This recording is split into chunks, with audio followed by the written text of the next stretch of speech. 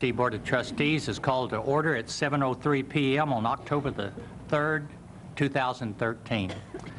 At this time, would you please join me in standing as Richard Fleming leads us in the board's opening prayer, and remain standing as Nancy Watton leads us in the Pledge of Allegiance to the U.S. flag and the Texas flag. Please bow your heads, please. Dear Heavenly Father, thank you for this day that you've made. We come to you today from many walks of life, yet we are all united in the goal of educating all students in Carrollton-Farmers Branch ISD. Thank you for the many blessings that you have bestowed upon CFB ISD. Continue to lead and guide our district leadership. May you always give us the wisdom to make the right decision and give us inspiration to meet the needs of the future. Lastly, continue to guide our students and give them vision and courage as they will be our future leaders. In your name we pray. Amen. Amen. I pledge allegiance to the flag of the United States of America and to the republic for which it stands, one nation, under God, indivisible, with liberty and justice for all. Now the Texas flag. Honor the Texas flag. I pledge allegiance to thee, Texas, one state, under God, one and indivisible. Please be seated.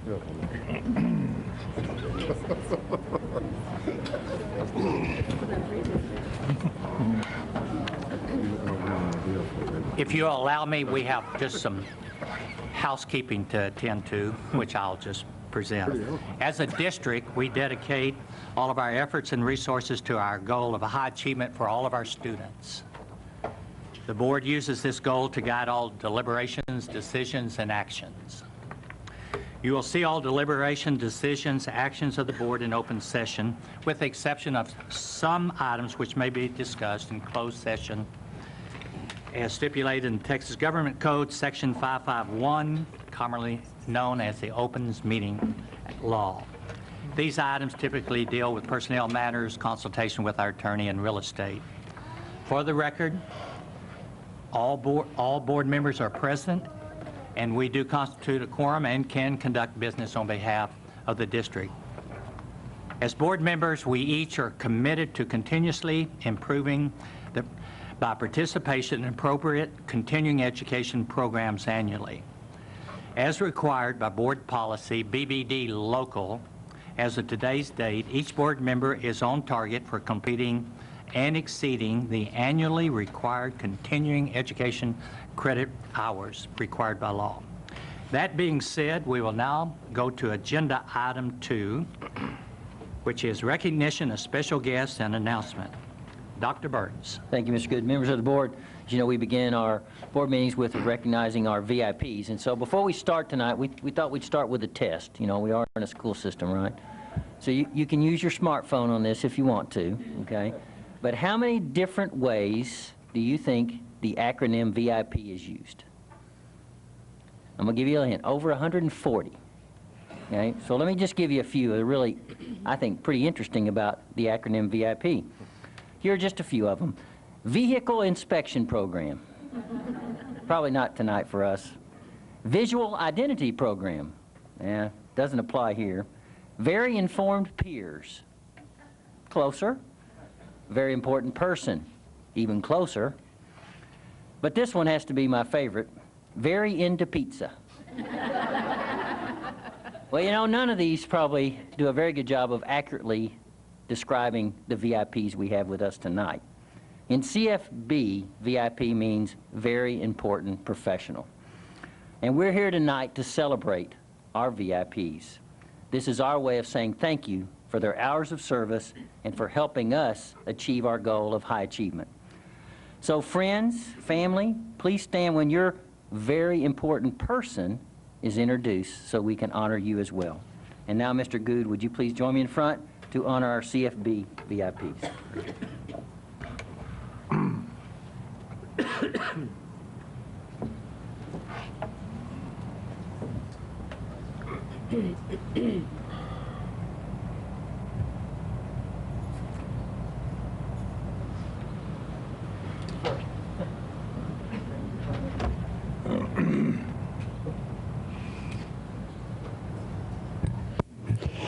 Good evening. My name is Dawn Rink, and I'm principal of McCoy Elementary School. It is my pleasure this evening to introduce Miss Margaret Midge Henley as a member of the very important profession of teaching.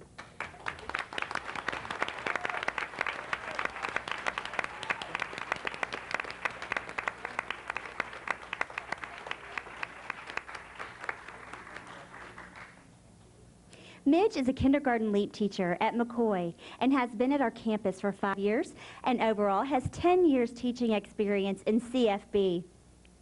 People who don't teach kindergarten have no idea how difficult this teaching assignment truly is. Kindergarten teachers start each year with students who have little idea of how to function in school. Someone has to teach kindergarten kids everything. How to sit in one spot for a few minutes, how to walk in a line, how to write one's name on paper, how to go through the lunch line, that's a real big one, how to be a member of a class, and every other skill students need to have in place so they can learn. You can imagine that this takes a huge amount of patience, and Midge Henley shows this with grace every single day. Midge is a keen observer of children. She expertly leads her students throughout all of their lessons, challenging and enriching each one according to their individual needs. Her kind heart and good humor, which I love, support her leapers as they take on challenges. I asked a few students to share their thoughts about Miss Henley. Aditi said, "Miss Henley helps all students learn and work together." Isaiah said, "Miss Henley is very kind because she wants to take care of us." Jolie said, "I love Miss Henley with all of my heart. I love her so much out of the universe and back." She is awesome because she teaches us cool stuff. She is helpful so we can be safe. Miss Henley is beautiful. Of course, Lucille described Miss Henley in an acrostic poem. So, H stands for humorous. The U stands for understanding, the N stands for nice, the L stands for loving, the E stands for elegant, and of course the Y stands for the last letter of Henley. Of course. Midge is the proud mother of Weston, who resides in Florida, and her sweet Operation Kindness dog, Morgan. I would also like to say a very special thank you to Midge's parents, Harvey, wave your hand, Harvey, he's very excited, and Paulana for joining us this evening. They're so cute. We're so glad you're here. Midge is a valued team member on both her grade level team and her LEAP team. She always brings a positive spirit to meetings and a can-do attitude. She seeks ways to turn problems into opportunities for growth. She won't allow difficulties to overwhelm her, but instead employs humor and resolve to find solutions, and she inspires her students to do the same. Her students and parents love her encouragement, support, and wisdom. McCoy Elementary School, Advanced Academic Services, and CFB are indeed fortunate to have Miss Margaret Midge Henley as a member of the very important profession of teaching.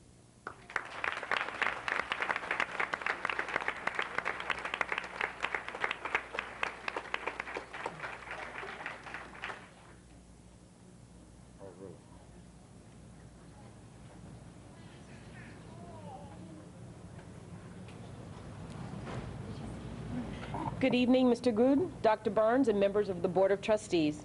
My name is Melanie McGee, and I am proud to be the principal of Ted Polk Middle School. It is my honor to present to you the newest member of the Polk family's very important profession of teaching, Mr. Kevin Gio.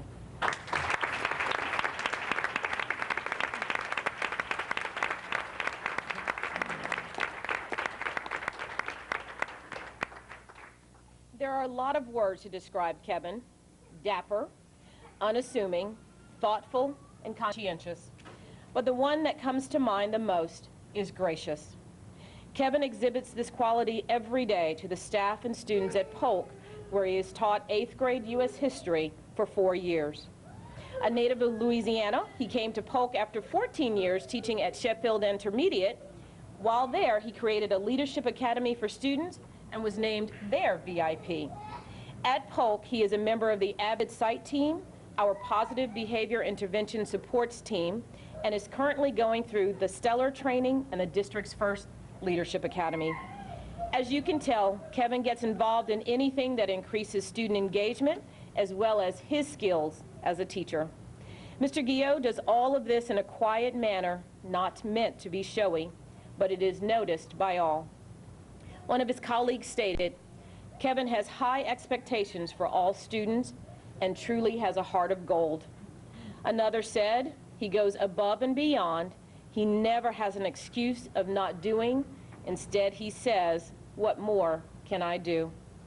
When you step into his classroom, it's not only a world of U.S. history, but that of the gang from Peanuts. His room showcases some 3,000 Peanuts collectibles, including a prized autograph from author Charles Schulz. It is a testament to the respect that his students have for him that his collection in front of middle schoolers goes untouched. Mr. Guillot has dedicated his classroom and his teaching to the underlying message that Charlie Brown and friends give us. Children come in all shapes, sizes, colors, status, and needs. Kevin Guillot set out as a teacher to make sure that his classroom was a haven for them all, and indeed it has become that at Polk. This is why Ted Polk Middle School and CFB are indeed fortunate to have Mr. Kevin Guillot as a member of the very important profession of teaching.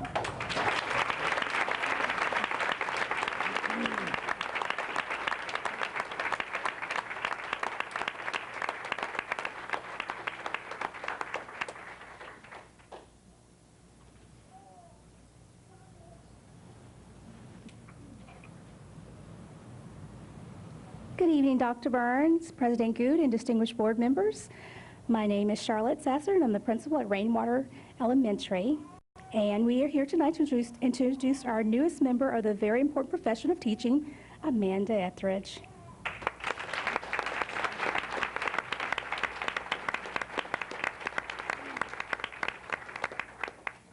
Although Amanda hasn't been with us for very long, this is only her third year, she exemplifies the Rainwater way in many aspects. She is a true team player who never turns a blind eye when it comes to helping others. She goes an extra mile for her students and even puts up a good fight when she gets at a tough spot.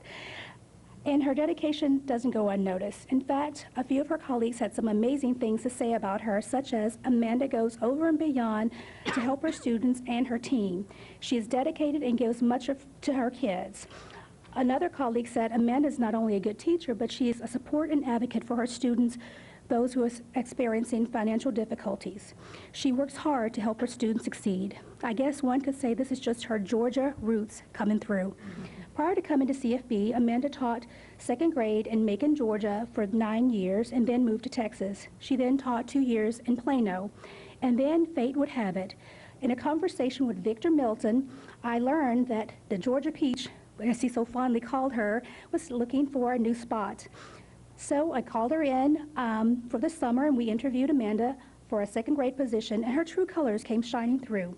We are fortunate to have Amanda on board right now because she is currently serving as our team lead, our GT teacher of record, not to mention other positions that she's held, such as CIC member and curriculum team member. Yes, we are honored to have Amanda Etheridge on our team as a teammate, a colleague, and an advocate of children. And for these qualities, she belongs in the very important profession of true teaching.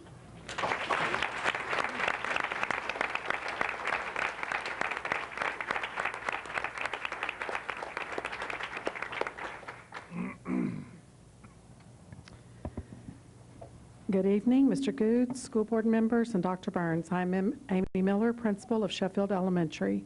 Sheffield Elementary is here tonight to recognize Jennifer Clinging-Smith as our newest member of the very important profession of teaching.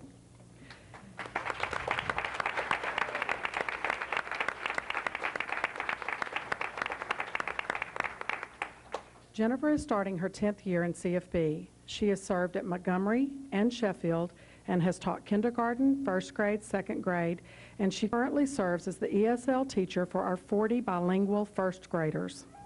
Jennifer is married to a wonderful man named Scott, and they have 4 precious daughters ranging in age from 18 months to 6 years. Eliana and Liliana are their youngest. Their 2 oldest, Aubriana and Juliana, are both road runners at Rosemead Elementary. Jennifer is a phenomenal mom and teacher. She blends both worlds seamlessly and is always prepared for the classroom so that her instruction is at its highest level. Talk about over-delivering. Jennifer wears this motto proud. If you were to walk in Jennifer's classroom at any given moment, you would see children using vocabulary well beyond their years. You would often see experts in the field of science visiting through video conferencing or sometimes even in person. Jennifer helps the world come alive for students. She finds ways, especially ways that are free, to help students understand the world around them. I truly believe Jennifer seeks out as many free trips, visitors, and other vital ways to learn so that we bring the world to our children. Jennifer is often the first to volunteer for anything I need help with, and she is currently serving on our instructional rounds team and is first grade team leader. Jennifer helped organize our first grade Spanish Heritage Festival this year, and it was a hit. Jennifer is a lifelong learner, and she strives to help Sheffield be top-notch in achievement and academics. Jennifer and her bilingual teaching partner, Yaloa Lennick, help our students understand both Spanish and English at high levels. They are a dynamic duo. Jennifer's students have these words to share. Jocelyn said, "Nos ayuda," she helps us. And Emmanuel said, "Nos enseña matemáticas," she helps us in math. Colleagues share such heartfelt thoughts about Jennifer. They say she is highly energetic and her passion for teaching shines through. She always goes above and beyond for others, and most importantly, the students. Her love of teaching shows through her hard work. She has been a true cheerleader for Sheffield from the beginning. She goes above and beyond what is expected daily. She helps others and provides the best learning experiences possible for kids. Finally, she's always enthusiastic. She incorporates technology seamlessly into our curriculum, and she has the makings of a master teacher and should be recognized as such. She has class. Her colleagues could have written this VIP speech themselves. What I most read in their comments is how much she does for our children in CFB and Sheffield. Jennifer is someone I treasure. Jennifer helps all of us at Sheffield be just a little bit better. She raises the bar, and others work to reach for it. When we at CFB talk of coming home, Jennifer exemplifies that. She not only calls Sheffield and CFB her teaching home, her family calls our CFB community home. How lucky we are that the Clinging Smiths are part of our family. Jennifer models for our school, district, and our community what commitment to high achievement to all students is about. I hope that as long as I am principal, Jennifer is there with me, leading our little ones to great heights. Sheffield needs great people, and it is my pleasure to recognize this great person, Jennifer Clinging Smith, as a member of the very important profession of teaching.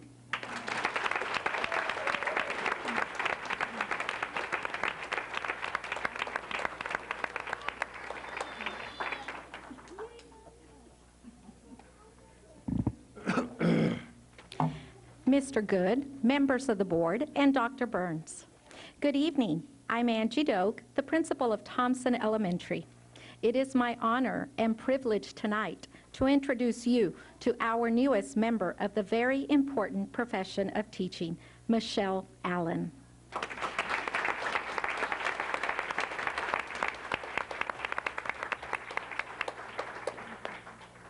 Michelle graduated from UNT with a bachelor's degree in elementary education in 2004.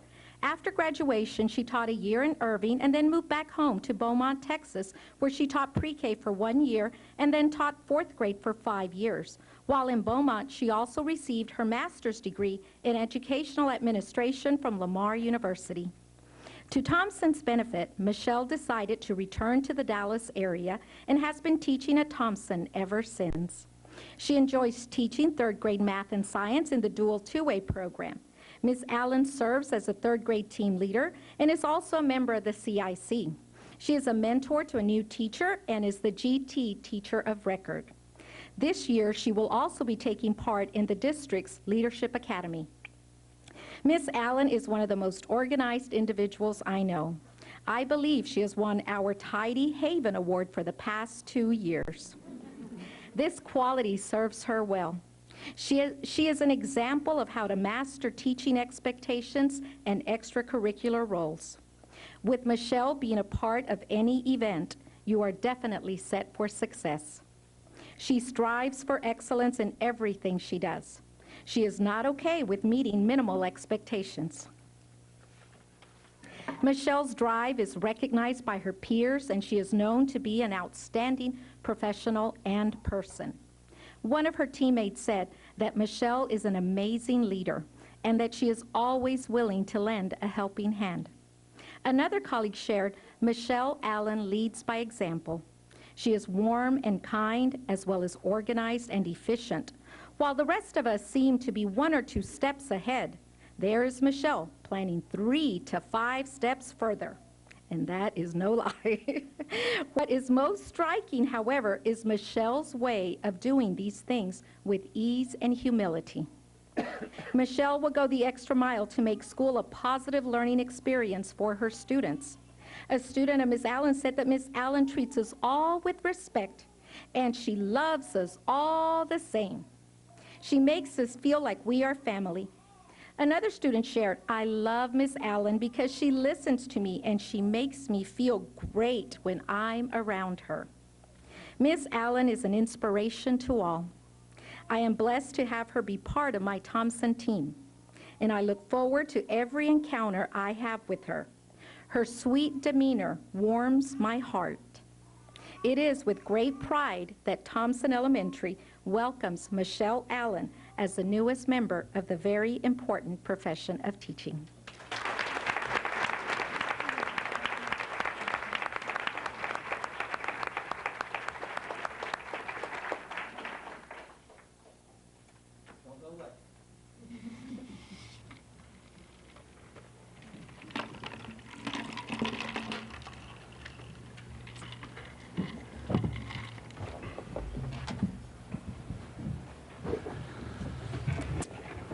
Mr. Good, members of the board, that concludes our recognitions for the evening. Very good, thank you. On behalf of the board to our VIPs, we are truly honored that in some way we can say thank you for what you do for all the students of our district. What is also enjoyable is to understand where everyone comes from. I heard Oklahoma, Georgia, Louisiana, a couple from Texas. And it's a thrill to be able to look at our school district and see how we come from different areas with such a common bond for our students, and the opportunity for the students of our school district to learn a little American history by just talking to their teachers about the areas where they come from. So thank you all for allowing us to say thank you too. At this time, we're going to take a brief recess because I know there's a number of educators and youngsters, and I'm sure you're probably not interested in staying with us for the next couple of hours. Really? They got lesson plans. At this time, we'll adjourn until 7:37.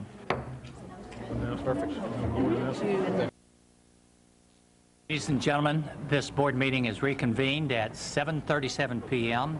and we will continue with agenda item 3A, presentation on student achievement, advanced academic services.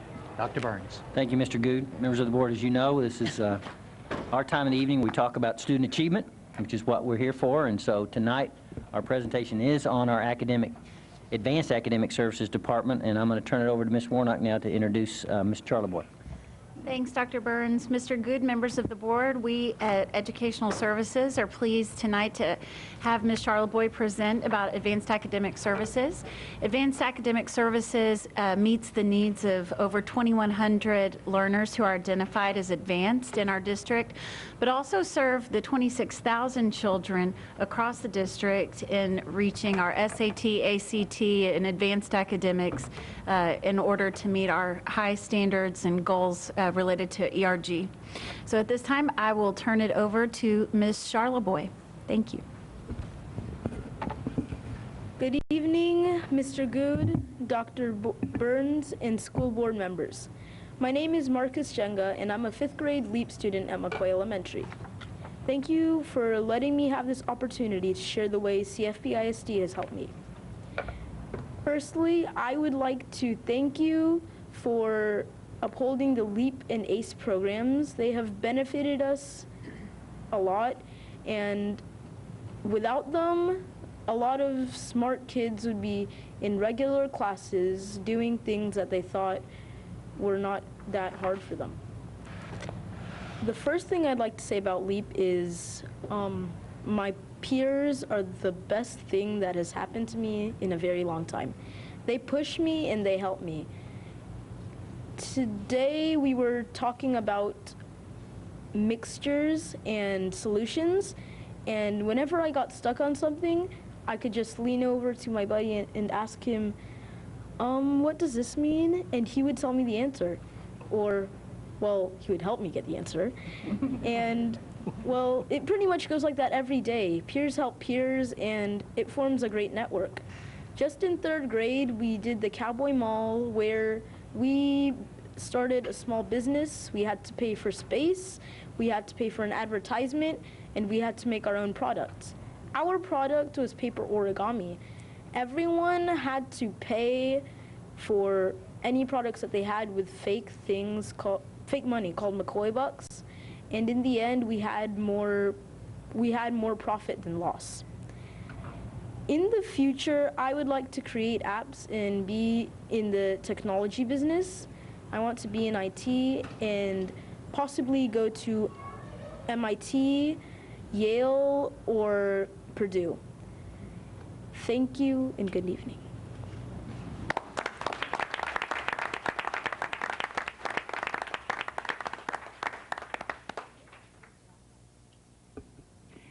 Dr. Burns, school board members, Advance Academics strives to support each of our district's guiding objectives. The opportunities that Carrollton-Farmers Branch ISD provides for advanced students are varied and diverse, while striving to continually increase our student achievement.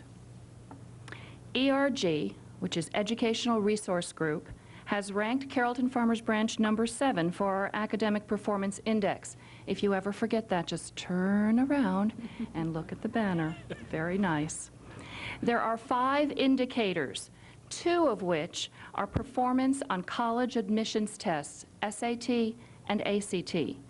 We rank 33rd for the SAT and 12th out of the 200 for the ACT. A 3rd indicator is the advanced ranking, which formerly was referred to as commended. These 3 indicators combined are 40% of the advanced performance, of the Academic Performance Index. Advanced Academics provides resources and support for all students to help move our advanced scores forward.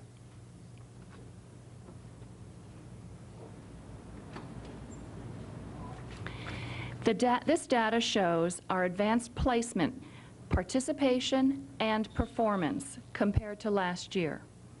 Our participation in advanced courses continues to increase. The rigorous AP curriculum helps to prepare our students for college readiness and influences our core ERG, Academic Performance Index.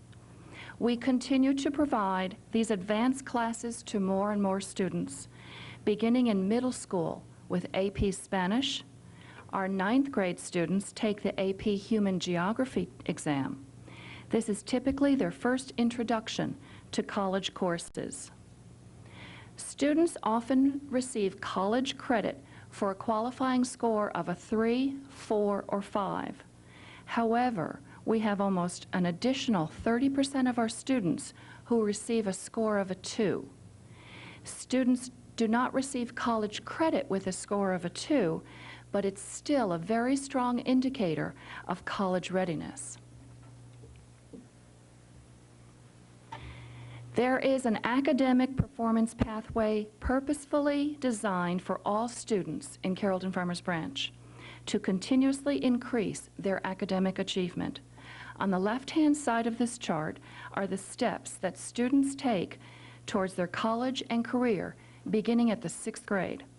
We support them throughout their journey, from entering into the pre-AP and pre-IB classes to the PSAT, SAT, and ACT.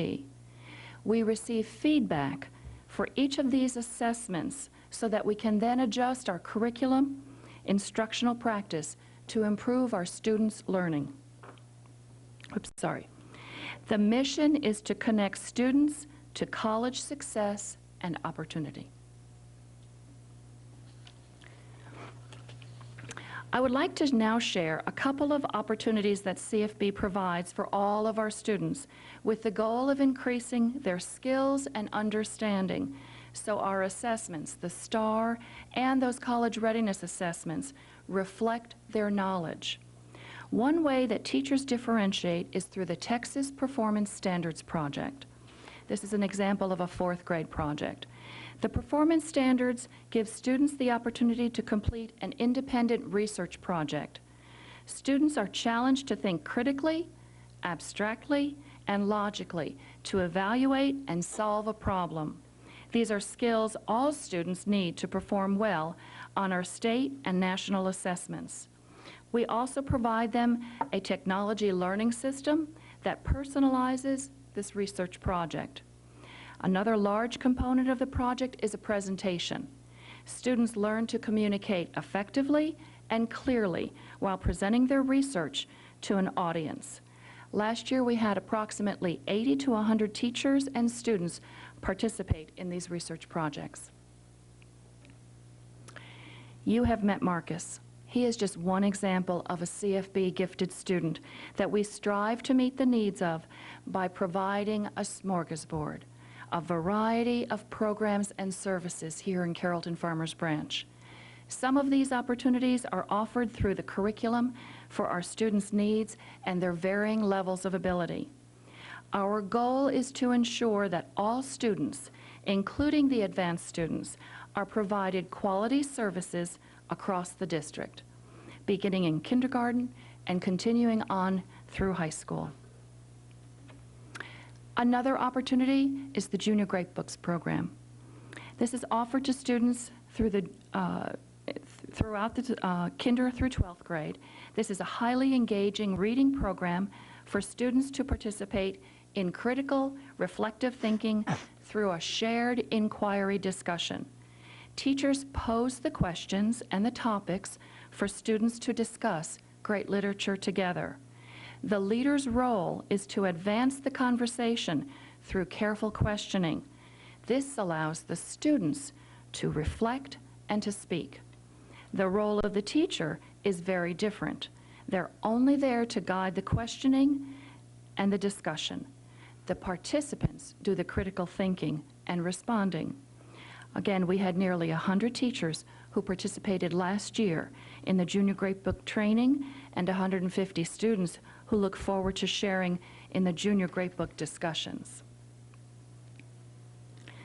Destination Imagination is a program that provides all of our children, primary through high school, the opportunity to be creative, innovative problem solvers, as well as have fun.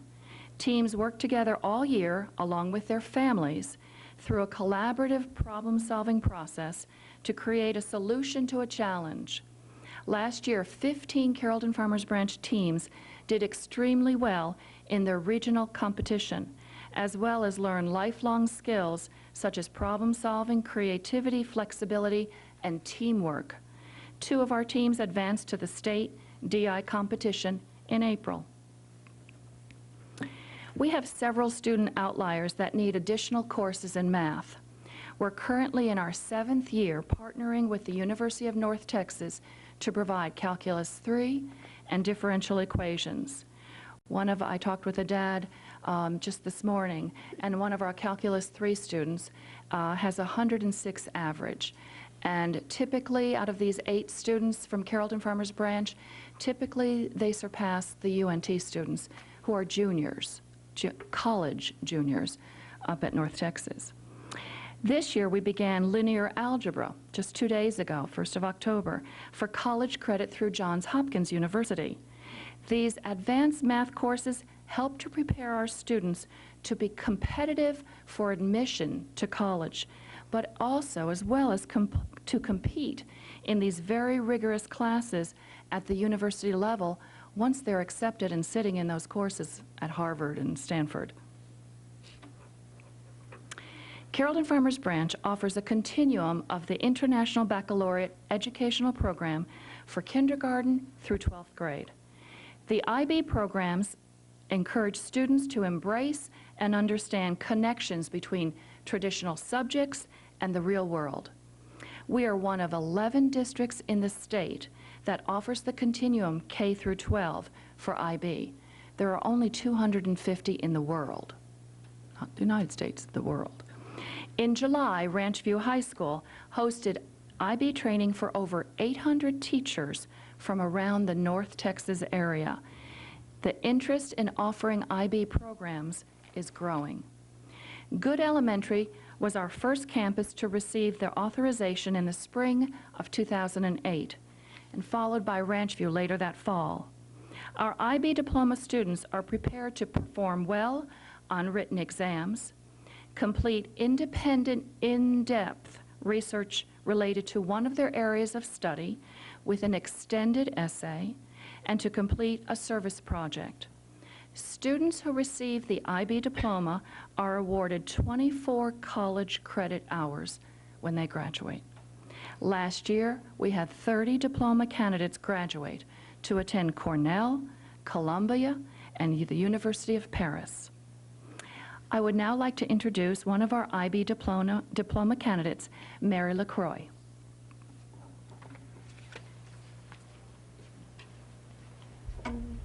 Kind of short, sorry.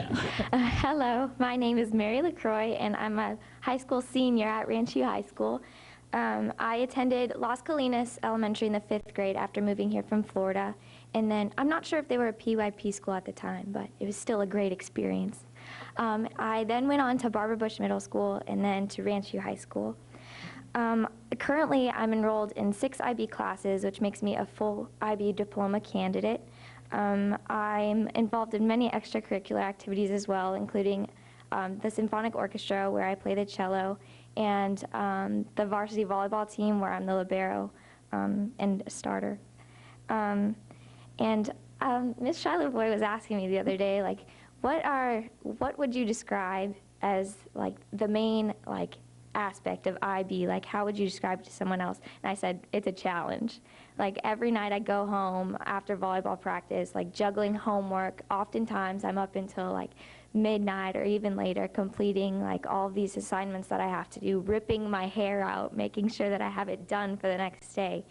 But then I sat there for a second and I was like, you know, this is like the closest thing to like a real life experience that I'm gonna get. And I know that in the future, when hopefully I get accepted to the University of Texas at Austin and pursue a degree in biochemistry, where I will then use that degree to get my doctor's degree and become a neonatal cardiothoracic surgeon. I know that I'll look back on my years in high school and think that those were the times like that prepared me for all of this stress. When at these times when I'm ripping my hair out, I know that I'll be prepared for when I'm doing surgery on a kid or helping a parent deal with their problems. These are the times that have prepared me for that. Tell them why you're going to go into that field of medicine. What? Oh, well, I've always wanted to work with kids, so I originally thought like maybe teacher or something like that. But then I was introduced to the IB chemistry class, and I love chemistry. It's the most challenging class out there, in my opinion, but it is also the most rewarding. So I became fascinated in like the human body and everything, and so that's where I went with that. That's what made me decide on being a doctor.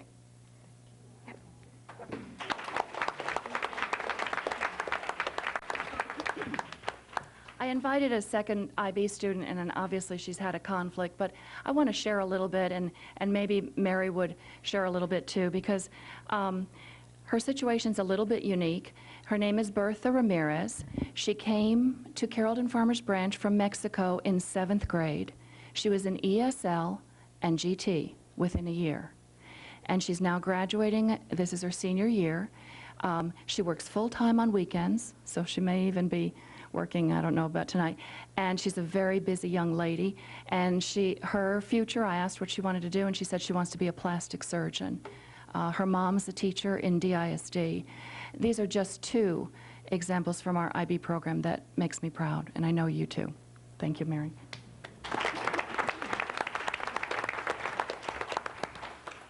Advanced academics could not accomplish the many opportunities that we offer without the partnership of our parent association. We work hand in hand to provide the support, communication, and resources for our families. I would now like you to meet the president of AGT, our parent association, Nitesh Anand.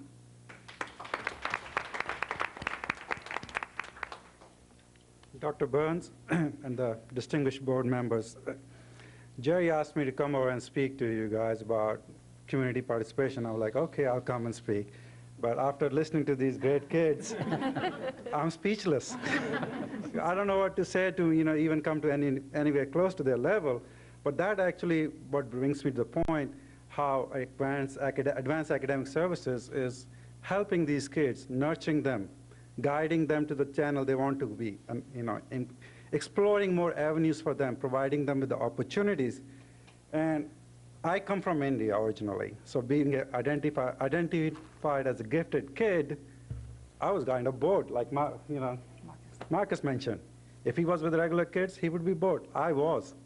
They wanted me to place to another level, but no. So I'm really grateful and appreciative what CFBISD offers for the gifted and talented kids. And they go into in-depth analysis, not just academic as such. They're trying to mold the kids' overall development, which is what impresses me more. And this is why I got involved with the AGT, which goes hands in hand with Advanced Academic Services. And we're really grateful to Advanced Academic Services for whatever, and also to the district for the programs they offer. And I just can't say more thank you than, I can't say words. I don't have words to say thank you, but I want it to be continued. And it just fosters. And also, Marcus, sorry, he goes to the same elementary my son goes to at McCoy, and he talked about networking. Just not at the student level, the LEAP kids and the gifted kids, parents also network at the same level. It's just not the kids networking over there. If I get home and sometimes I get a call, hey Nitesh, do you have the homework scanned? Can you send it because I left it? And this is just one thing. It's not just homework, but overall we get together network outside of the school environment too. So just the kids can get the whole idea of networking and working as a team, solving the problems. And same with the Advanced Academic Service, we just want to get together and promote what's good for our kids. That's all I'll be here for this evening, promoting what's good for our kids and our future. That's all I wanted to say, and express my thank you and gratitude for the program CFBSD offers. And I hope we can keep continuing and bring on fostering this strong relationship we have between parents and the school district.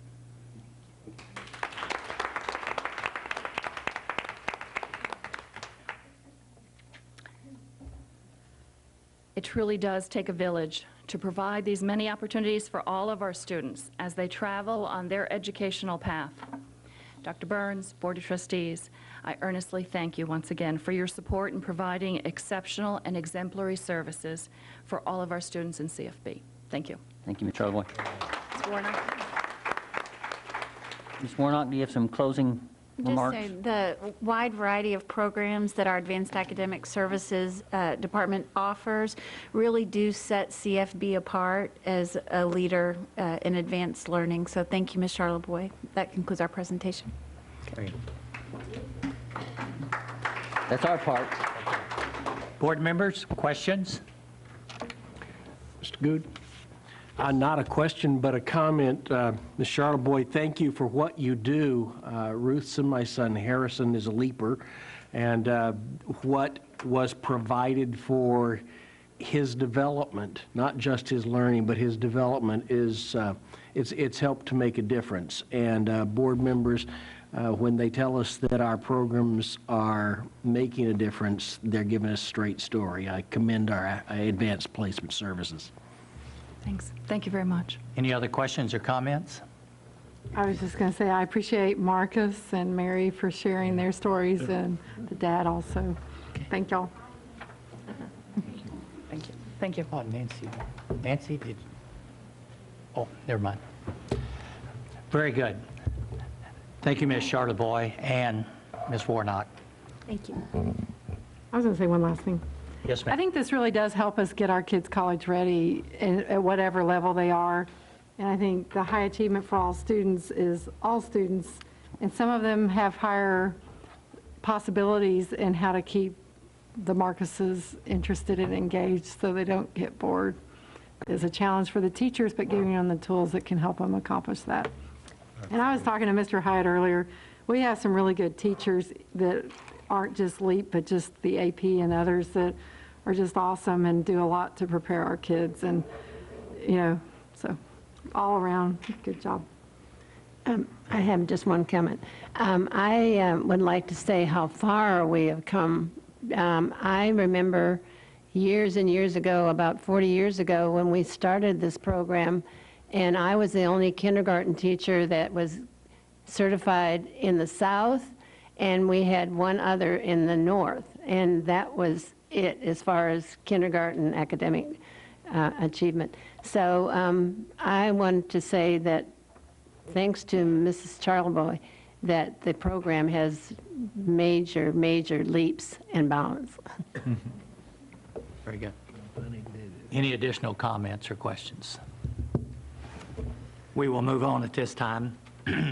Ladies and gentlemen, I'd like to remind you that if you wish to speak to the board during agenda item 4A, audience for guests, that you please complete the form that's found on the table outside the boardroom and place, or correction, give that form to Ms. Scribner, and she will pass it on. At this time, we're going to move on to agenda item 3B, which is report on 2014-2015 budget. Thank you, Mr. Good. Members of the board, as you know, when we're finishing one budget, we're starting the next one. So tonight's kind of our first blush at what 14-15 is going to look like. And so having given that brief introduction, I'll turn it over to Mr. Hyatt and then to the real brains, I know Mr. Tillman, to give us the details. Absolutely. Thank you, Dr. Burns. As Dr. Burns said, as we close out our 2012-13 year, and we had our first audit committee meeting to begin discussion of the audit of that year, roll into our 13-14 operating budget that you just recently adopted, it's now time to begin the discussion of our next budget, always looking at least 2 years in advance. Tonight's presentation won't be so much of a detailed report of our ultimate concluded budget for the year. Obviously, we're very early in the process, but we think it's important to bring to you early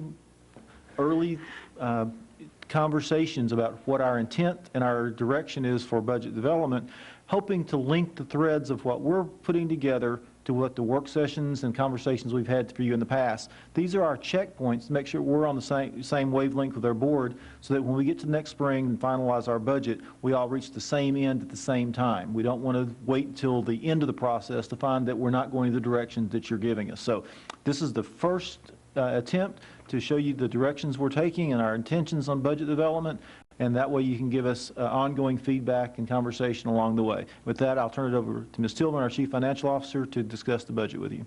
Thank you. A year ago at the Strategic Improvement Plan work study, the board identified many of the challenges that the district was facing. And a year later, we still are facing these challenges, and they all work into our resource allocation process, and we could probably add a few more now to the list. But we do keep these in mind as we begin moving into the 14-15 preparation. We wanted you to be aware of the timeline that we've established for the budget that involves board discussion and/or action. In a couple of weeks, we'll have our technology and facilities work study, which will impact future decisions related to our resources. We'll follow that up in December with an item on the board to review plans and progress that we've made on the 14-15 budget, including compensation discussions. In February, we'll have a resource allocation work study. In March, we have staffing targeted to be completed by March 7th, which is the week before spring break, which is when we completed it this prior year. May 1st, we would like to bring a compensation plan to the board for approval. We've done this the last 2 years in a row, and it allows for our employees to know what their pay is going to be when they leave for the summer, for the next school year. It also gives our HR department the ability to quote people their salaries when they're recruiting instead of having to wait until later in the year. And we would like to continue this practice. In June, we would bring the final budget discussion to the board, and we would follow that up in August with our final public meeting and approval of the tax rate. This is a preliminary timeline. There's many steps in between, but these are the major discussion points that we'll be targeting to have with you and the board. Our first step in preparing for 14-15 is to begin making some assumptions so that we can start working on our estimates. And we are currently assuming no changes in our enrollment going into 14-15, no changes in state funding. We're going to propose compensation adjustments to align with the board priorities that were identified last year. Limited adjustments to staffing levels based upon enrollment shifts. And we currently do not have any major program or infrastructure improvements built into the projections, but that is subject to change. Compensation does make up a major portion of our budget, and last year during our work study, the board identified 3 priorities, which included longevity pay, remaining competitive in our market, and also establishing a district collective performance pay. As we begin looking at 14-15, we would like to continue utilizing those priorities. The second priority related to us remaining competitive in our market, we looked at our 13-14 salary highlights in the area, which right now TASB has not put out their official survey, but we have called districts and gotten unofficial information about 13-14 raises, and the majority of the districts in our area did provide a 2 to 3% pay increase to their staff. CFB provided a 2.5% raise along with the performance pay of $500. This was also similar to 12-13, and we believe will be similar for 14-15. What's this performance pay? What is that?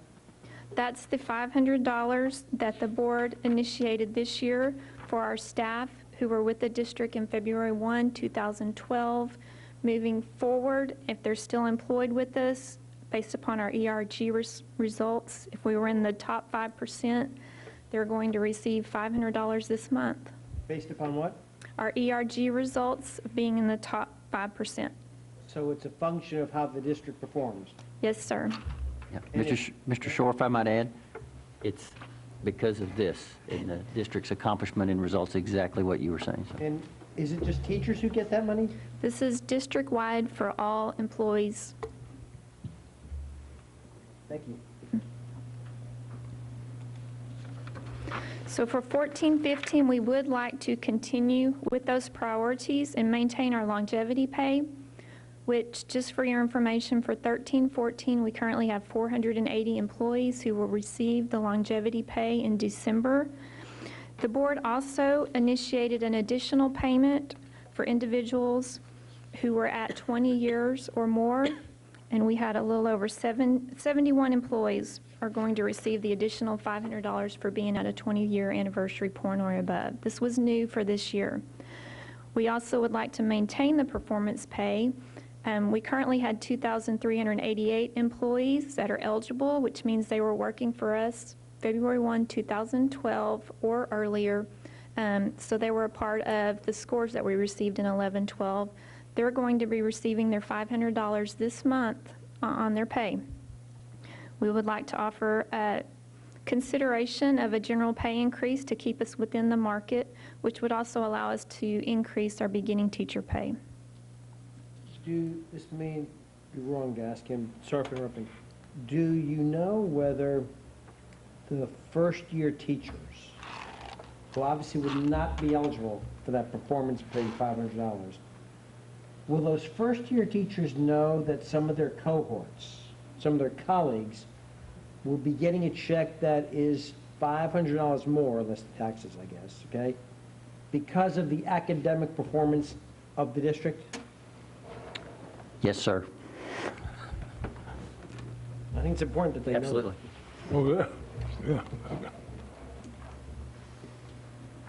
And again, we are currently still paying invoices for the 2012-13 year, so we have not completed that year yet. We just adopted our 13-14 budget with a $7.6 million deficit.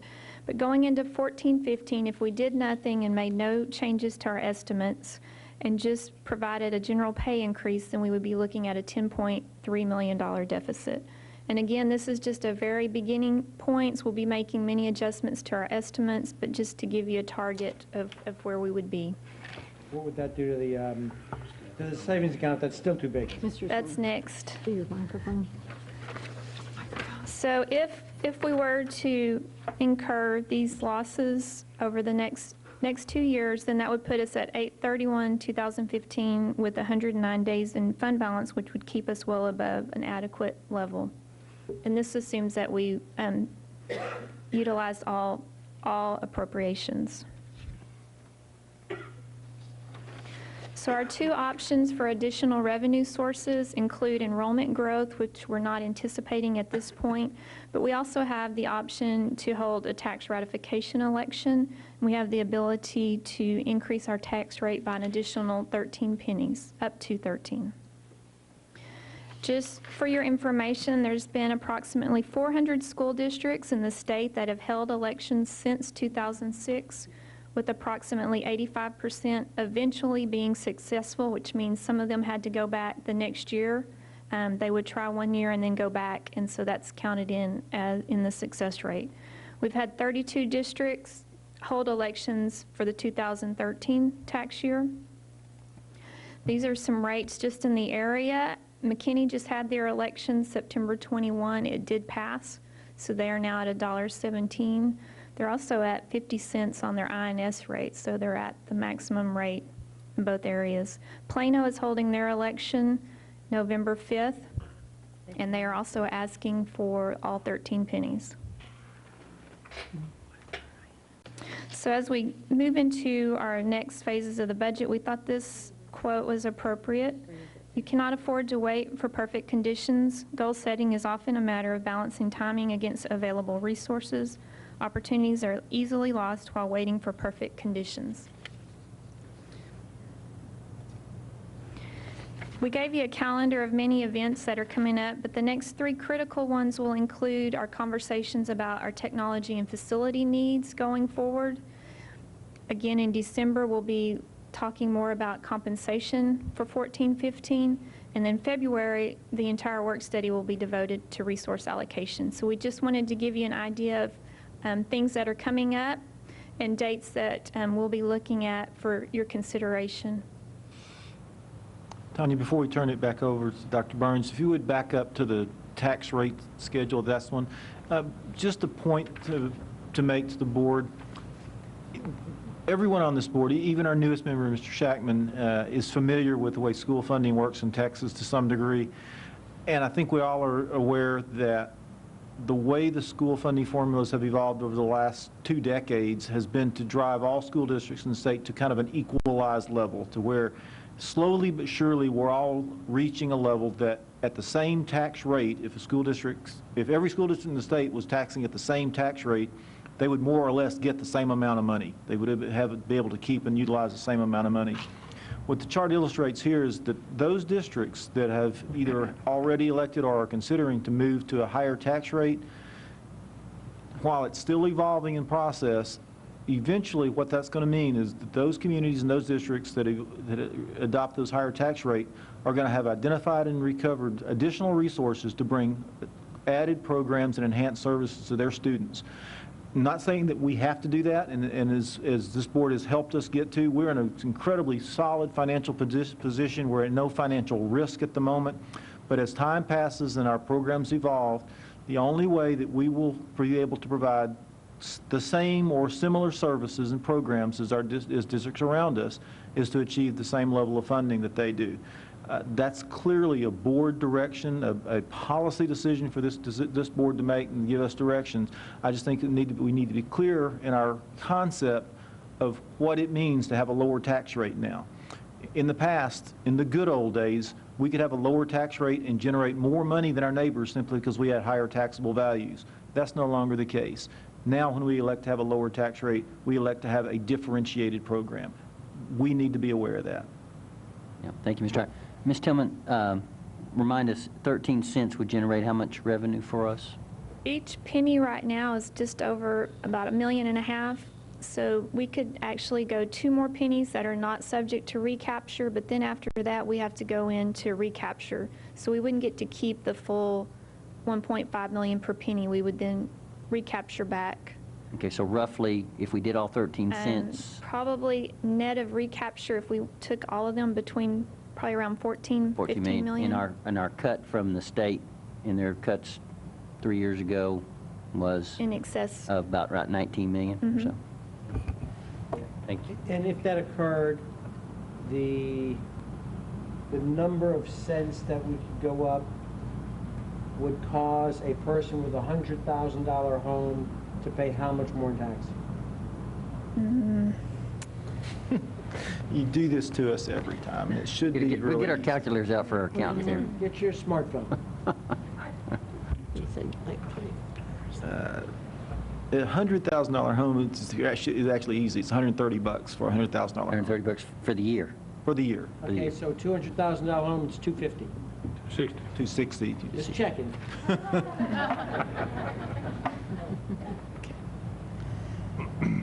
Mr. Shore, any other questions? No, I'm being quiet now. Okay, board members, questions or comments? Seeing none, thank you, Ms. Tillman, for the presentation. Mr. Hyde, we appreciate it. At this time, we'll move on to agenda item 4A, which is audience for guests. If I may make just a preamble statement here.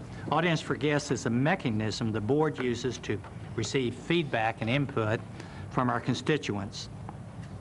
If you want to address the board, you will need to fill out the form you found on as you entered the boardroom, place it, and give it to Ms. Scrivener. The board asks that comments pertain to public education issues and be no longer than 3 minutes. Our timekeeper, Mr. Shore, will be maintaining the timer. Remember that the board may not discuss or act on any issues that are not posted on our agenda for tonight's meeting. If an issue mentioned is listed on tonight's agenda, the board may defer discussion until the appropriate time during the meeting. Ms. Scrivener, are there any additional audience for guests in addition to the 3 that I have? No, sir, there are not. Very good, thank you. I've received 3 request forms for audience for guests. When I call your name, please come up to the podium and state your name and address for the record.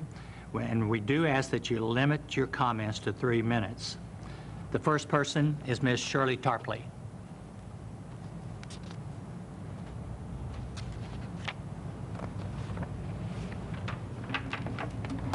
Good evening. My name is Shirley Tarpley, and I live at 1507 Milam Way in Carrollton, Texas. School board members and Dr. Burns, for the first time in 17 years, and longer than that in elementary school, I've been in school. And I thought at the time that my children was in school in the early 70s, and I would go visit them and do lunch with them, that elementary teachers needed more money and less students. Now that I am substituting and have been to an elementary school, I am more convinced than ever that that is true. They need more money, less students, and more support from us.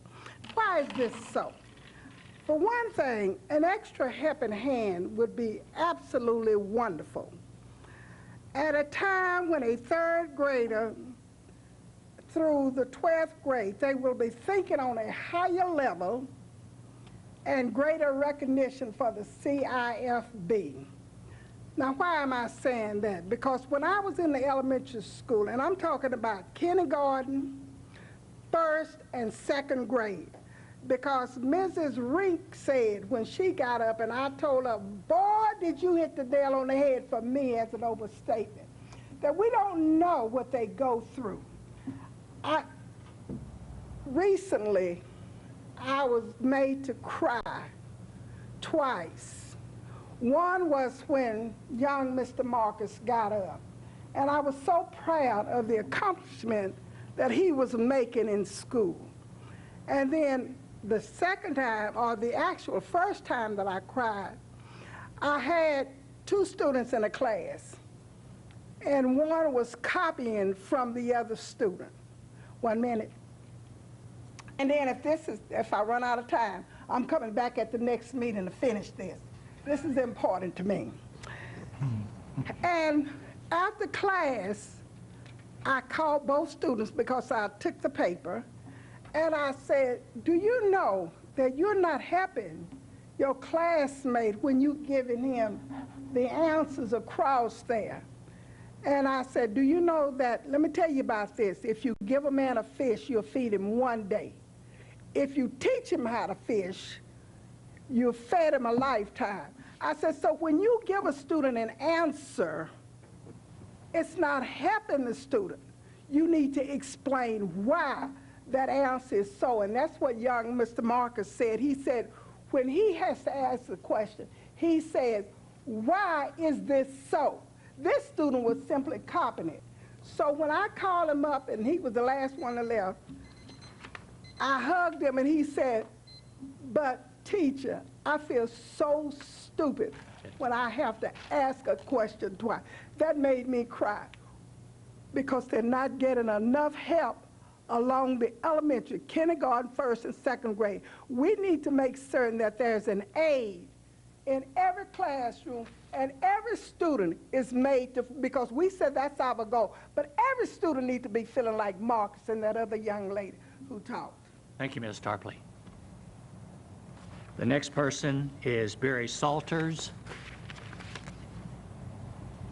Would you please introduce yourself and also your address?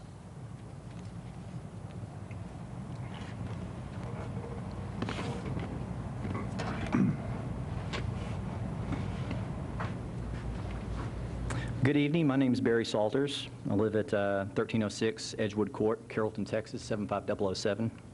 Best thing about living in Carrollton to 007, you get to say 007. Good evening, Dr. Burns, Mr. Good, distinguished trustees. I want to share a passage with you real quick.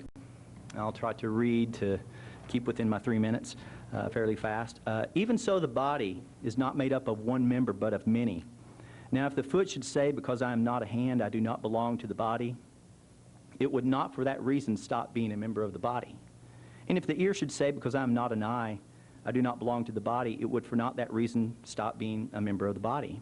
The whole body were an eye, where would the sense of hearing be? If the whole body were an ear, where would the sense of smell be? But in fact, God has placed the members in the body, every one of them, just as he wanted them to be. If they were all one member, where would the body be? As it is, there are many members, and there are one body. Now, I'll say that to say this. This is kind of on a local scale. The way I see our education system is really, it's an educational body, okay? And it has many members. CFB ISD School District, kind of our head and our shoulders. It has supporting members such as the Education Foundation, Council PTA, local PTA chapters, booster clubs, and many other that I can't say today, and the list would go on. All with one mind and one goal, and that's to further the education of our children for the betterment of their future. With that said, we, the Education Foundation, are asking for your support by making a donation of $50 to the Education Foundation and Council PTA. You can join the rest of the community, show your district pride, support your schools, help support the mission of the Education Foundation and Council PTA. Help us spread the district support by covering our neighborhoods and community with the I Love CFB ISD sign.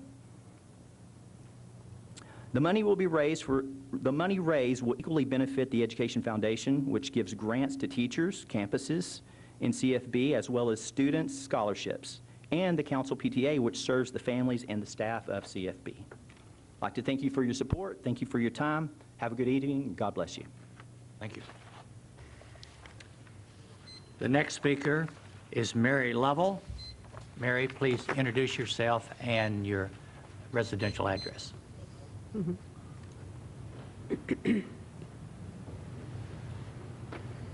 Good evening, Mr. Good, Dr. Burns, distinguished member of the Board of Trustees. I'm Mary Lovell, and my family resides at 1307 Barrington Drive in Capel. My daughter is proud to be a Turner Lion. I serve on the volunteer boards of the Council PTA, R.L. Turner PTSA, and the CFB ISD Educational Foundation. I'm here with Mr. Salter this evening to share an exciting community collaboration with the district, the Educational Foundation, and for the benefit of and the PTA. Sorry, I don't get up here often. For the benefit of our students, faculty, and staff. The foundation and PTA provide substantial support to the district through student scholarships, campus and teacher grants, family education, training, fine arts support, and much, much more. The success of the I Love CFB ISD campaign will also provide so many more resources to help our district attain its goal of high achievement for all students. Last spring was my first year to read the scholarship applications for foundation awards to graduating seniors. So many hopes, dreams, accomplishments thus far, and accomplishes yet to be. Yet there were many worthy students who wouldn't receive an award due to funding limitations. That experience made me more determined to reach out and do what I could to raise funds for our students and our educators. I'd like to close with a story about a Facebook message that Council PTA received yesterday. I want to thank you again. In 1962, this council awarded me the Future Teacher Scholarship. I used it toward my degree at NTSU. After 37 years of teaching math in Richardson, I retired. Since then, I have had the opportunity to tutor tax math for my first love, CFB ISD. You made a difference in my life, she closes. Thank you. This campaign will allow the Educational Foundation and CFB at PTA Council and the local PTAs to make a difference to more teachers and students, and will allow supporters to show their pride for the district through the lovely yard sign or a window decal. And the exciting innovation that our executive director, our new executive director, Jeff Moore, brought is that the funds will be split equally between the foundation and the Educational Foundation and Council PTA. But when a donor specifically makes mention of a campus that they want their share of the donation to go toward, Council PTA will direct that share directly to that local PTA if it is in good standing. So it supports the campuses, it supports the Educational Foundation, and it allows us both to do more for our students. Thank you so much. Ms. Lovell, before you leave, would you indicate what the process is to make a donation and obtain the yard sign? Well, thank you. Mr. Moore, would you like to share the cards with people? There are, and Mrs. Watton and Dr. Burns were our first donors. There are several ways. First, ilovecfb.org is our website. Individuals can go on the website, ilovecfb.org, and make their donation online, and everything is very easy there. There are forms out in the lobby if someone wants to write a check and send it back to the foundation office at 2734 Carrick Street, where the donation will then be processed.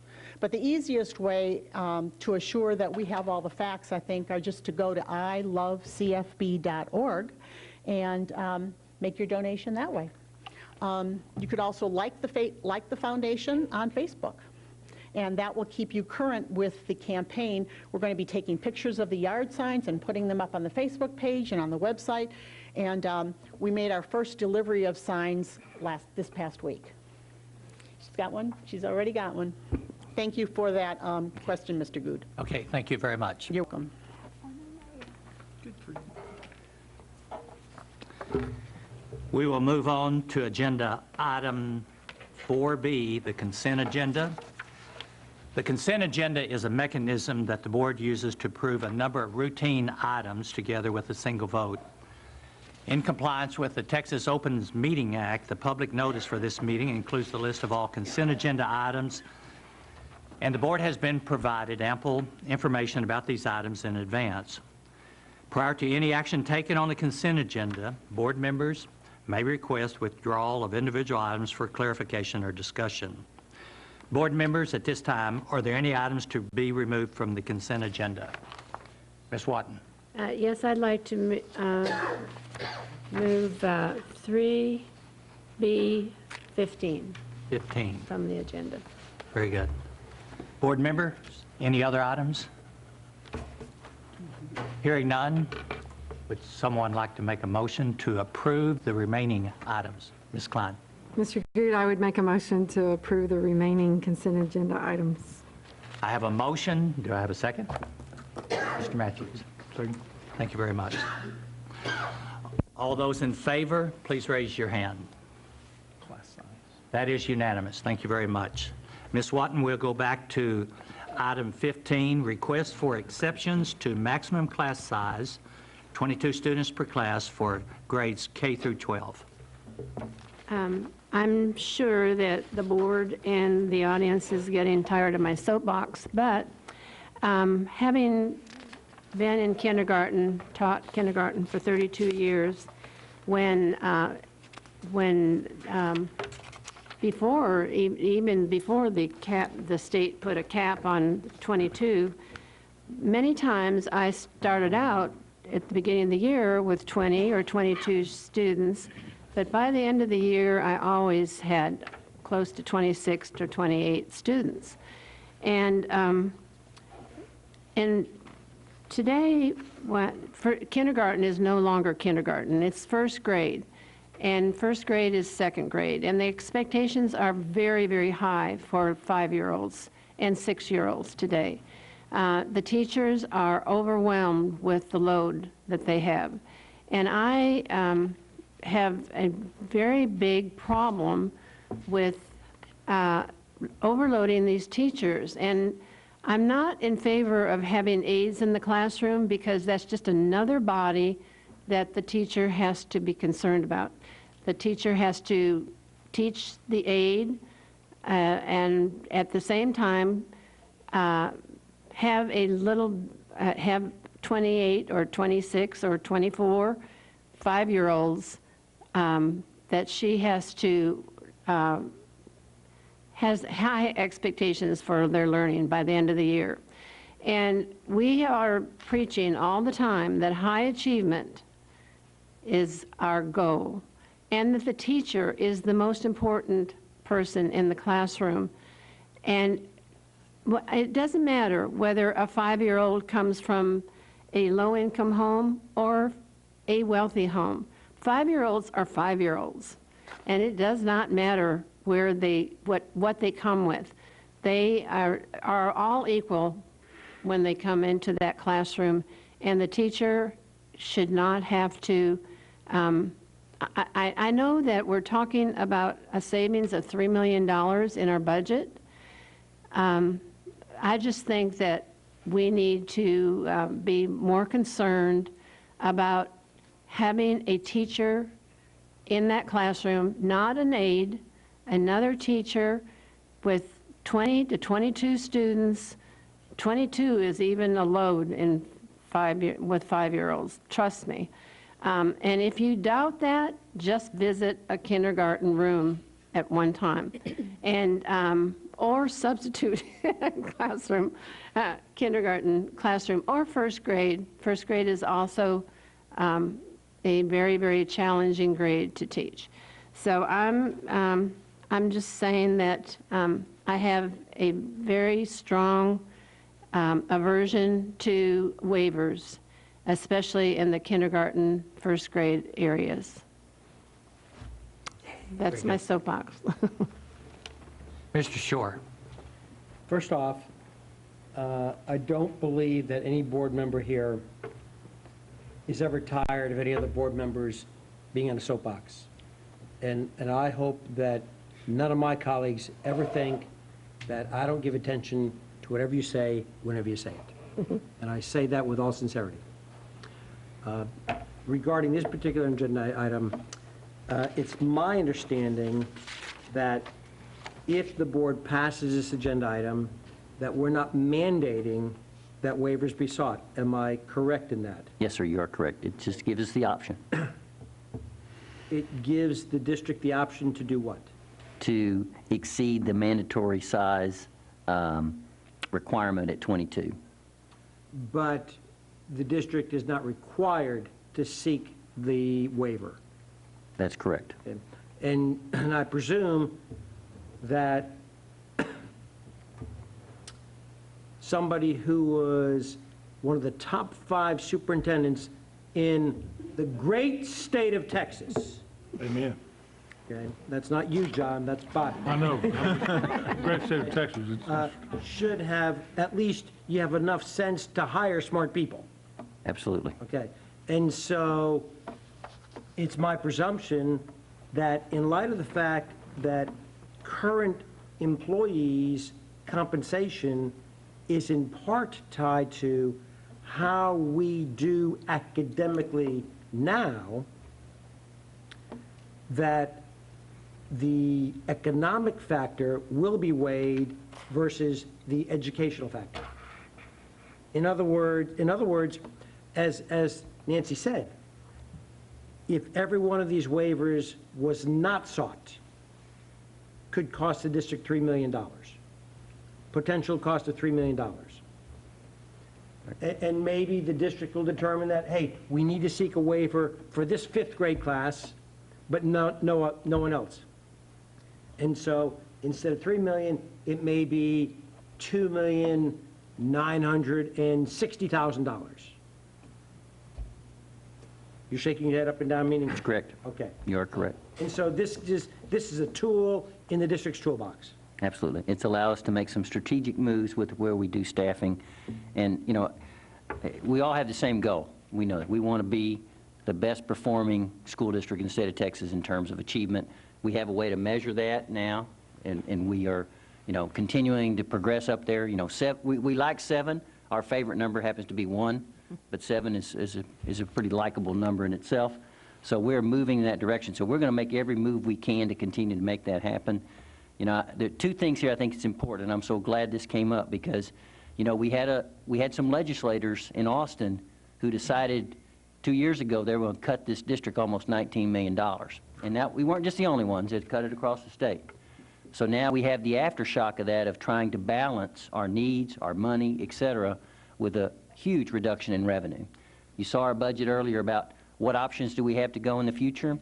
Well, it's our local community wanting to help us with options that they have with additional taxes so that we can do these kinds of things that we have set out to do in terms of meeting the academic needs of our kids. So having said all that, guys, we are going to do everything we can to help those kids and help the teachers teach those kids, because our goal is to be #1 in this API in the future, and we're going to do everything we can to do that.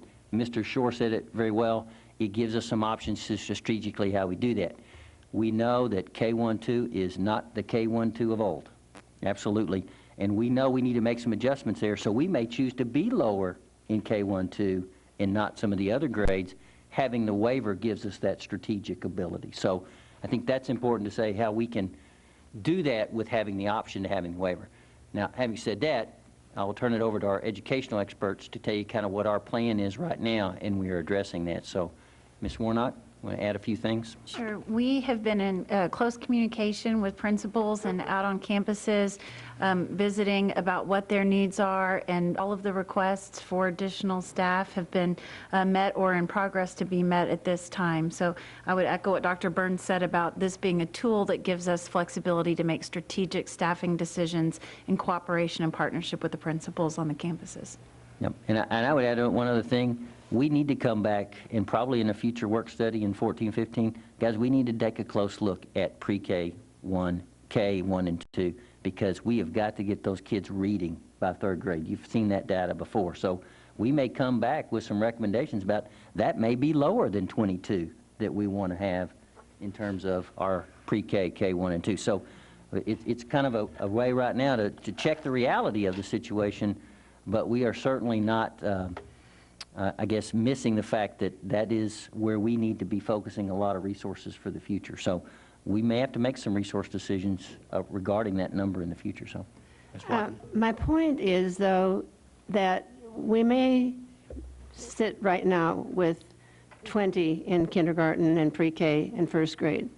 My point is that as the year goes on and we get new students, that we monitor a lot better than we did last year. Because last year, I had 3 teachers that were ready to quit because the demands were so high on them and they were so stressed to try to get all of the children at the same level by the end of the year, and yet they kept getting more children and more children, and I'm just really concerned that we do a really good job of monitoring and the class sizes, and we hire new teachers, not aides, new teachers to take over that classroom as, and I have a lot of confidence in Michelle and Georgianne that they are going to do that. But in former years, we have not done a very good job of monitoring it. Board members, additional questions? Do we have any kind of guesstimate as to how many classes may end up if we go forward with this tool? We said it's 59 potential waivers. Do we have any sense of how many we may end up with in a waiver situation? Right now, our intention is to go ahead and anticipate that we would file waivers on all 59, but to maybe clarify Mr. Shore's point, just because we apply for the waivers doesn't mean we have to actually utilize the waiver. You will have the option, have that flexibility in applying for it. Candidly, probably no more than 2 or 3 of those classes do we anticipate maybe making some additional changes on in the immediate future. I will point out, though, this year we have, Trini, I think 14 fewer waivers that we're asking for this year than last year. So that's a pretty significant decrease. We had over 70 waivers last year. We have 59 this year. So that's a smaller number. And to address Ms. Watten's point, and I think it's a good one, we've looked at enrollment growth patterns over the last year and which schools are growing, and frankly, only 3 or 4 of our school attendance zones are exhibiting growth patterns right now. Most of our schools are either in a declining or stagnant growth element, again, with 3 or 4 exceptions in the district. But none of the schools that are in growth areas have very many or very large waiver options. So hopefully, and I think Janie Stark is one of our bigger schools, they actually have no waivers applied for this year. So they've got a large number of sections and no waivers. So they can, they're one of our growing areas. So they could grow some students and still not exceed the 22 to 1 or not very much if they did it all. So I think that gives us some flexibility. And again, we wouldn't be presenting to you the 59 waiver proposal if we didn't think that was a possibility. But I do think there would probably be at least 2 or 3 schools less than that. Other questions? Board members, do I have a motion to Mr. Shore? Mr. Good, I first appreciate Nancy's erudite insight. Nancy, I appreciate that very much. You're not going to think you want to make this motion, but I move that we approve agenda item, Number 15. 15. Is 3C15? No, 4. B15. 3B15. 3B15. Very good. 3B15. 4B15. Should I have a second? Second. Mr. Matthews, thank you. All those in favor, please raise your hand. 1, 2. I see. Please raise your hands again. We have 4 in favor. Those opposed, please raise your hands. There's 3. The motion carries with 4 votes. Thank you very much. At this time, that completes the consent agenda, and we will move on to agenda item 4C. Consider all matters related to nomination of a candidate for the Dallas Central Appraisal District Board of Directors. Dr. Burns. Thank you, Mr. Good. Members of the board, Mr. Hyatt has put this together for you. He can kind of give you a little context and insight around it regarding both of these two items. So, yes, Dr. Burns, and since the next two items are similar in nature, just two different appraisal districts, I'll explain them both at the same time. Our county appraisal districts appraised value that we use those values to assess taxes on for tax collecting purposes for our district. Because our district has portions in both counties, Dallas and Denton County, under state law we are required to use both appraisal districts. So the Denton County appraises the property in Denton County, Dallas Central Appraisal District appraises the property in Dallas County. Every 2 years, in odd-numbered years, those appraisal districts allow us to nominate members to their board of directors. I've written to you some of the criteria and the nature. The state allows those different appraisal districts to have different structures of how they select and how they compile their board members. And again, that's in your packet. But the short version of it for your consideration tonight is each of these appraisal districts, again, the first one being Dallas Central Appraisal District, is soliciting any recommendation or any nomination our board has to serve on their board of directors. Dallas County, we have less impact, I guess I should say, in the way their structure is set up. We only get, as a member of all of the non-major school district representatives, we only get one representative to represent all the 14 of us that are in Dallas County exclusive of DISD. So whatever, if you have a recommendation to nominate for that board, we submit that nomination to the Central Appraisal District. They will put it on a ballot, and you'll come back in December, and you will have a opportunity to submit your ballot for either that member that you submit, or for that matter, you can vote on other members that other people submit. And the single school district nominee of all the remaining Dallas school districts will represent all of us on the Dallas board. So item 4C is for your consideration to nominate someone for the Dallas Central Appraisal District Board of Directors. We have no recommendations from staff and no existing person that is proposed to serve us in that capacity. This would be simply your option to nominate someone to us. Board members, do you have any individuals that you would like to nominate? Who don't I like?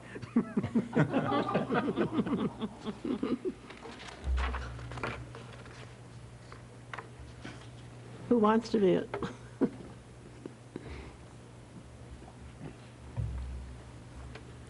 So, Mark, so your explanation is they would bring names back to us in December? If we have no nominees, and that's not unusual, as Mr. Shore indirectly points out, this is not a real exciting position, to be real honest. And this is a position where you go down to Dallas County and sit around and talk about assess values of property and let people complain to you that they don't think their property values are adequately set and get policies for taxes. So it's truly not a real exciting, and it's a relatively niche position that somebody who's had a history or a background in this field might be interested in. Historically, we have not had a high representation. Anna Brady's our tax assessor collector. Do you know who our current school district representative is? Jerry Jones, and I believe he's from Garland. Jerry Jones has represented the school districts from Garland, and Jerry's been a pretty good representative. I don't think we have any concerns about him. And is he anticipating to be nominated again? He's not running again, so someone will have to replace him. There you go. Parole. Mr. Hyde, so long as we take no action, then we can wait until December. Yes, sir. And see what other names have been submitted, Yes, and we sir. can take action at that time. Yes, sir. And what Ms. Brady will help us do too, if perchance there is no interest anywhere in Dallas for this position, I'm sure we will work with Dallas Central Appraisal District to solicit some help, but I'm assuming some school district somewhere will find someone. Very good. Okay, board members, one more time. Are there any nominations you'd like to bring forward? Hearing none, seeing none, we will take no action. and we will move on to agenda item 4D. Same nature of item, and I want to go through the explanation again, but in this particular case, we do have a local representative, Mr. John Mahalik, who has served on this board for the past 3 years. John is a known commodity in the community. He's been on city council. To my knowledge, is a honorable man and represented as well on the appraisal district. He has submitted to you a request for you to consider supporting him for that position. I submit that name to you as an option. Board members, do you have any recommendations? Ms. Klein? I would like to nominate Mr. Mahalik for this position. I'll second it. Was that it? I would make a motion to nominate him. Very good, thank you. I have a motion. And I'll second that motion. And a second. All those in favor of John Mahalik being our representative on the Denton Central Appraisal District, please raise your hand. That is unanimous. Very good, thank you. Thank you, sir. Mr. Hite, we'll wait for Dallas representative in December. I will let you know. Can staff serve as that? I don't believe staff can serve, can they, Anna? Thankfully, no. Very good. We will move on to agenda item 5A, which is comments from board members regarding posted agenda items. Board members, do you have any comments regarding posted agenda items? Hearing none, seeing none, we will move on to agenda item 6.